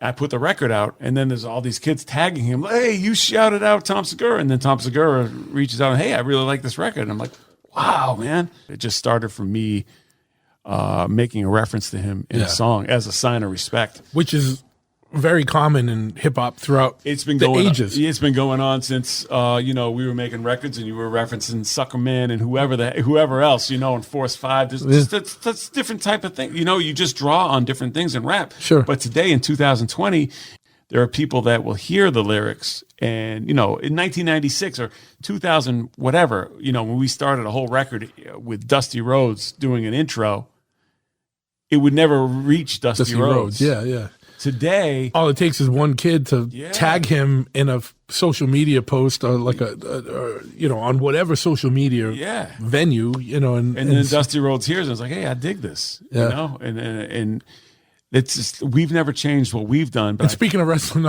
if anyone's listening that knows Abdullah the Butcher, I still own AbdullahTheButcher.com and Abdullah-TheButcher.com, and they could be for sale for the right price. Wow, man. I was watching an Abdullah the Butcher promo yesterday. Wow. That's crazy. I own AbdullahTheButcher.com, and I didn't do it to be a dick and like try and put a stranglehold on him for his own name. Right. But I think some dude reached out to me like 10 years ago saying, hey, look, I'm doing an album with Abdullah the Butcher. We want to buy the name. I'm like, all right, whatever. And then they never really got back to me. I think they offered me like $50 or something for the album. Yeah, but I don't think that ever came out. Last I heard, he owns like a barbecue joint in Atlanta or something. Wow. But it was just a funny wrestling thing that I know that you would appreciate aside. Yeah. So, because you brought up Dusty Rhodes. Well, we had the Kerry Von Erich in the apartment. Explain this because Poncho is going to be listening to this. Oh boy. And he had strong opinions about your Kerry Von Erich. Did he? Yeah, I can't remember exactly what it was. He's like, why do you guys have like a big wrestler in your house? Oh, yeah. But I was like, at the time, Seamus was seeing a girl whose father was a professional photographer, took this picture of Kerry Von Erich, who was, I know you used to go by Kerry Von Esoteric. Yeah, well, I mean, it was this whole thing, right? And we went down to, So for people who had never been to the Bellflower Mansion, where we had this on display, it was like beyond life-sized. Big photo, like, what was it, like 8 feet tall or something, by like 4 feet wide, 6 feet wide. And it hung in her dad's photography studio because he was in Texas, he was in Dallas, and he would photograph the Von Erichs. And I had a relationship with his daughter, and as a gift to me, he said, "Listen, I know you like this Kerry Von Erich gigantic professional photograph. You can take it's like the biggest photograph I've ever seen in my life outside of a museum. It was so fucking ridiculous. Good, right? Yeah. So good. It's like the greatest thing ever. And it was like mounted. It was just incredible. Yeah. He's like, you can take this back to Boston with you. You know? Yeah. If you can get it back, you can. Yeah. And you found a way. I found a way because, we had taken a U-Haul back from Dallas, and we put it in the U-Haul and drove it back to Boston. And, then I wound up leaving the Bellflower Mansion, and you had it on display for a little while, and I don't know what happened to it. Now, this is a source of contention because I don't remember throwing it out, but you seem to think that I put it out on the curb. Yeah. Yeah, you did. I mean, there's not a curb that could withstand the fucking size of that thing. Where did that go? Like, if you live in the greater Boston area or anywhere in the States for that matter, and you have like an 8 foot tall Kerry Von Erich mounted photo, like framed mounted photo. Yeah. Give us a shout. And it belongs to us. And it was as big as like a UPS truck, the size of a fucking UPS truck, the side of a UPS truck. It was a Kerry Von Erich. He's in the ring and he's just posing and flexing. I remember there was a sweaty man in tights in our living room. Yeah, you were a good sport forever. Yes, yeah. It was great, and I would just have that just looking over me often. No, it was looking over the living room. It was looking over the entire living room. Wasn't it in your room for a while, and then you moved it to the living room? I don't remember. I don't know. Might have been. Might have been a little creepy in the bedroom. But we digress. Yeah. But yeah, man, like, so you were talking about I think one of the things that's important about that is it's fucking weird now. Like, everybody is reachable to some extent. Not everybody, but almost everybody. Like, dudes, like when we were growing up, you would never think you were going to just be able to reach out to like Cool Keith or somebody, right? Right. But now everyone's on social media. You can DM them. They might not look at it. It might be their publicist that really looks at it, but there's a good chance that you can get at anybody growing up that was untouchable to you before. Not untouchable, but unreachable. So it's good and it's bad because it creates opportunities like this, but it also dispels mistakes because I end up following people and I'm like, fuck this guy. You know what I mean? And it sucks. That's the downside of social media. Like you get to see too much of somebody and you're like, someone you thought was like fucking awesome. And you're like, fuck this fucking dude or fuck her or, whatever. Yeah. Like, you know what I mean? That's the kind of downside of things, but it happens all the time. The expression never meet your heroes has been around forever. Yep. But now it's like, you can really get a real glance in at your heroes, and it's like, oh man, the daily life. Like, I don't need to see you walking your dog or whatever. Or actually, I do want to see you walking your dog, but I don't need to see you at the post office in line or fucking whatever. Like, I know what fucking pancakes look like, man. I see. I've cooked fucking chicken or whatever. But that stuff is fine, man. It just the problem is when we grew up, your hero was still your hero. And it was almost something bigger. But in reality, your hero is still a fucking person that gets up, takes a dump, fucking shaves or fucking does whatever, fucking puts their pants on. Yeah. And they do the same shit you do. Yeah. And it sucks because it almost dispels the myth. You know what I mean? We didn't have that context. So we had, when we were really young, we had 30 minutes of Spider-Man or whatever. And for me, it was like 30 minutes of Spider-Man animated series or whatever it was. It was like, oh, okay, that guy is really cool and he kicks ass. Then we got a little older, and for me, it was a Big Daddy Kane record or something, and it was like, wow. Like, if I was in New York hanging out with this guy, like, this would be the coolest thing ever because this guy obviously makes no mistakes. He's the coolest guy in the world. You know what I mean? Yeah. And I don't think about Big Daddy Kane taking a shit, but he's got some bad days too. Yeah. Now, if I'm on Instagram, you see a picture of him posting while he's taking a dump, and then with the hashtag where I dump. You know what I mean? No, I don't know. No. I don't think Kane's doing that. I don't think he's either. And not to bring it back to your boy Tom Segura, but he has a whole fucking Kane, Joe, whatever. What's up, Kane? What's up? Yeah. I saw someone with a shirt that just said "Sup Kane" on really? it. Yeah, there's a whole marketing thing behind that, whether it's him or not. That was a great bit. That was a great bit. But see, so he speaks the language of hip hop. He understood it, and that's kind of how maybe we connected. But the one time that held true is when I was a kid. Yeah. At like 7 years old, Yeah. my father took me to the World of Wheels. I think it was World of Wheels or one of those shows. And I met Lou Ferrigno, but he was in the Hulk costume and attire.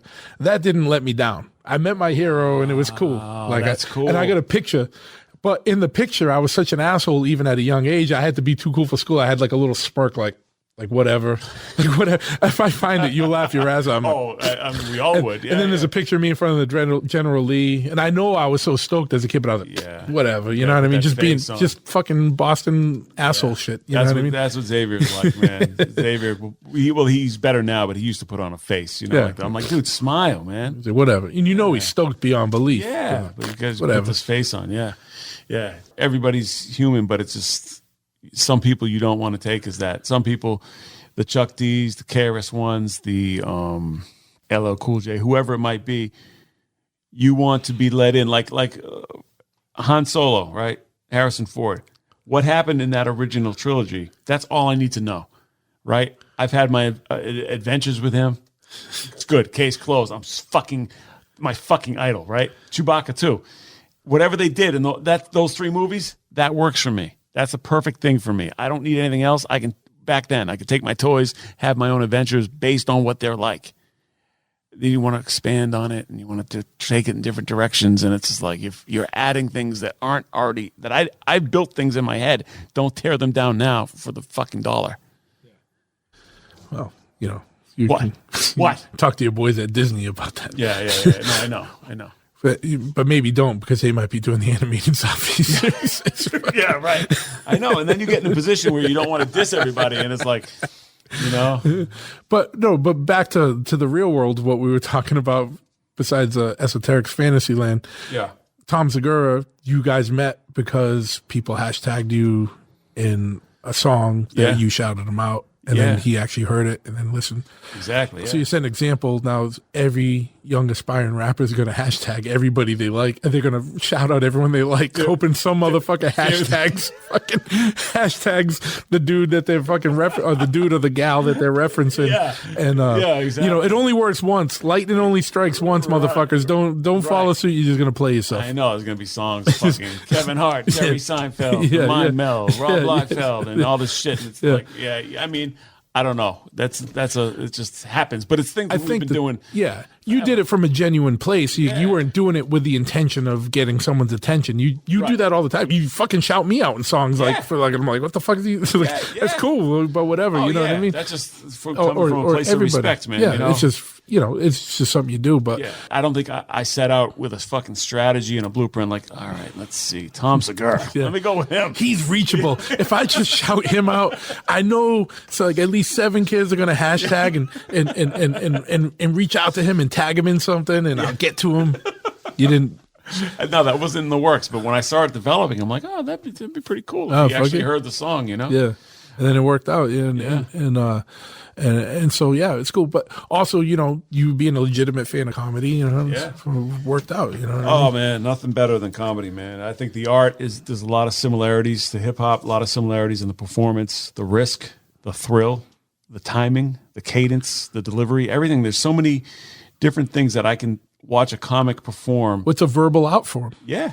And so you're putting yourself out there in front of all these people looking for laughs. Whereas an MC, you're looking for head nods or hands in the air. Yeah. And it's like you're putting it either way, you're putting it out there for respect in whatever form it is. Definitely. So but you don't got a DJ backing you to help you out.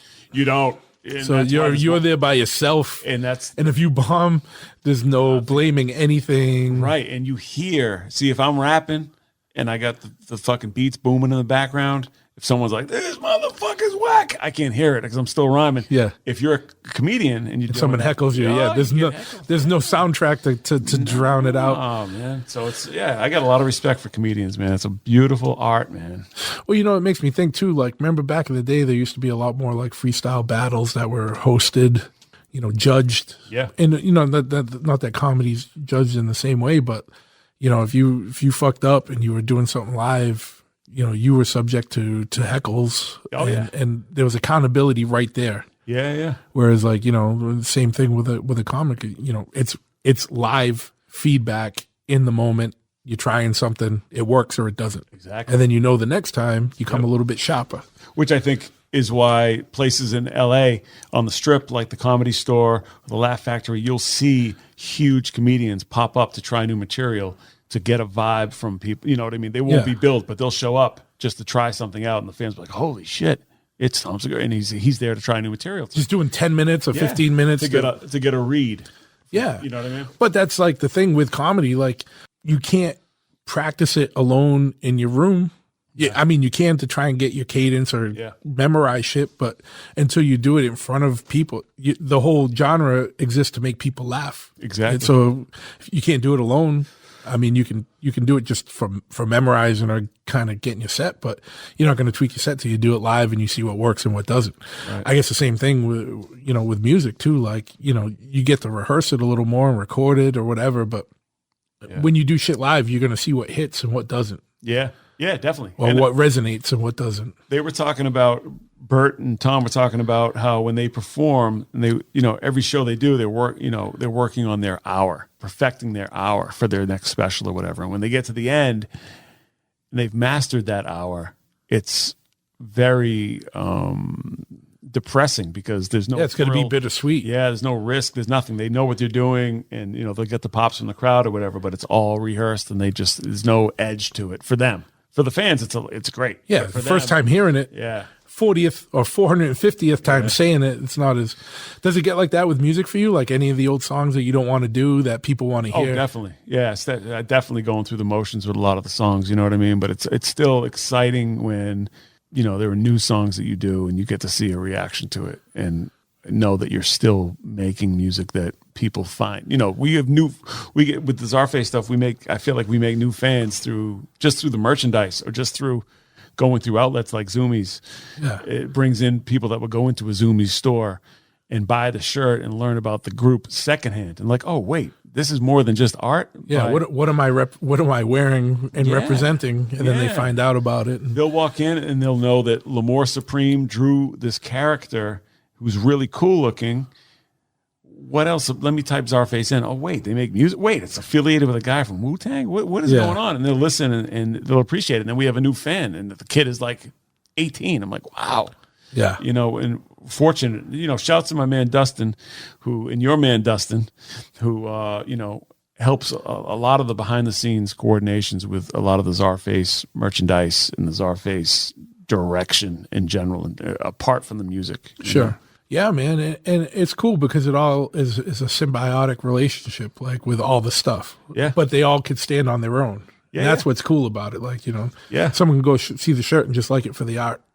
And then later find the music, and then maybe later find a comic or a fucking animated series or whatever that has nothing to do with the music, or except like the art or like maybe a passing reference or something. Yeah, and those things for me are just writing the comics is just about as rewarding as making the music. Because these are things I started writing comics before I started writing rap lyrics in it, to have them kind of come together now on the same platform is something I never expected to happen. Plus, it just must keep things interesting for you because you can work on music.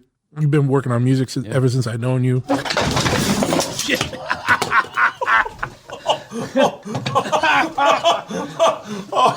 So it finally broke. This stool finally broke.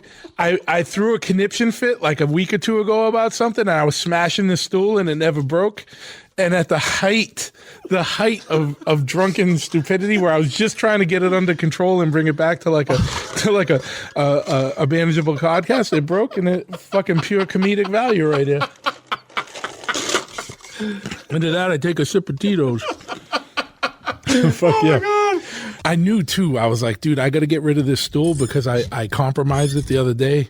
I got some bad news, and I'm not proud of it. I was smashing the stool around, and I was like, Yeah. and then I was actually impressed with the durability of the stool because it didn't completely smash. Yeah. But ever since then, it's had a weird wobble. And I don't know if you've noticed, but I've been like playing the wobble the whole time, like because I have like ADD and I can't help it. Like I have restless legs and all that shit. Yeah, I didn't And notice. it finally did it. Oh my God. I'm glad it was me Yeah. and not a customer, so that I don't Right. have a fucking lawsuit on my hand. Yeah, well, you got right back up pretty well. I mean, you're bleeding, but I'm that's fine. bleeding profusely from every orifice as the stool went. But yeah, man. So getting back as the professional, we're gonna get back to the fun. But it must be cool to work on all those different projects because even though it's a character you created, you guys have developed and brought to life, but it's different aspects of things. So it's not like you're just writing, music about it. You're involved in comic stuff or like different kind of creative outlets for the same brand, even though they're not connected. Like the story isn't the same for all of them. Yeah, I think we're fortunate to have a music outlet, a merchandise outlet, a comic outlet, action figure outlet. It's just different things, you know what I mean? You're pretty much living your fucking dream life. Yeah, in a way. Yeah, in certain aspects. You know what I mean? I am. I have trouble admitting it or realizing it, I guess. But I mean, I'm in a group with the guy from Wu-Tang Clan, which is just fucking Weird, right? Yeah, Yeah, first it was off. weird, and it's fucking, just a complete honor, mind-blowing scenario. And I am also creating. You're also character. walking into Yeah. Marvel and doing Yeah. some shit with, some stuff with the dudes from Marvel Yeah, and doing the other yeah, shit. It's just kind of it's working out right now. Fuck yeah, man. But, Fuck yeah. You just as you dedicate yourself to something, and if you get lucky, just and put in the work, you get to a place where you can enjoy the benefits from it. Yeah. So I know we've talked about a lot, man. What's going on in the future? Anything else that we haven't talked about? Any touring? I know you guys performed in LA. Yeah. I know it might be harder to tour with you guys now, but It's tricky, yeah, man, because Wu-Tang is always on the road. They just had their 25th anniversary, so they're getting a lot of shows, a lot of dates for a lot of money, and they're staying very busy. So the Czarface stuff is usually, Deck is the backbone of a lot of classic Wu-Tang songs. yeah, of course they can't do it. They can't do it at this point without him. Yeah. I mean, a much more minute. I'm in a band. I get it. It's like I'm in a band with dudes from Agnostic Front and Slapshot.